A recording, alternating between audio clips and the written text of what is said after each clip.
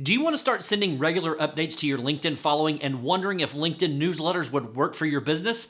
I'm going to show you why you should explore LinkedIn newsletters, including what you can publish and how to get them to convert right now.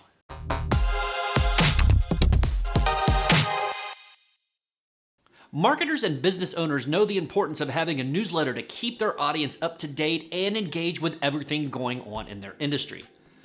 With the introduction of LinkedIn newsletters, you now have a new option to consider incorporating into your marketing strategy, leveraging the followers you already have on the platform. Now, a LinkedIn newsletter is basically a feed of your LinkedIn content that you curate for your audience. It can include images you've shared, videos you've posted, articles you've written.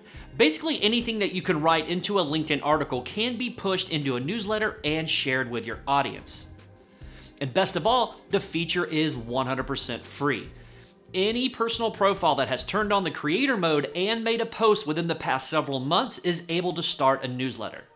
Now, as of this video, there are 2 criteria you must meet to start a LinkedIn newsletter. First, you must have creator mode turned on. Second, you must have created a post sometime within the past 3 months. For the first one, log into your LinkedIn account and go to your profile. In the private resources section, you'll see a link that allows you to turn on the creator mode. Switch that on and read through the notices that LinkedIn shares with you about creator mode. Once you've taken care of those 2 criteria, the next time you log into LinkedIn and go to create a post, click the option to create an article. Inside the publishing editor, click the option to create a newsletter.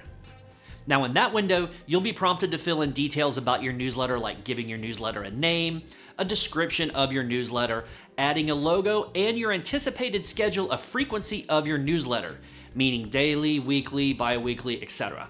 Now, one thing to keep in mind here is that if you change your mind later on with any of these, it's no big deal.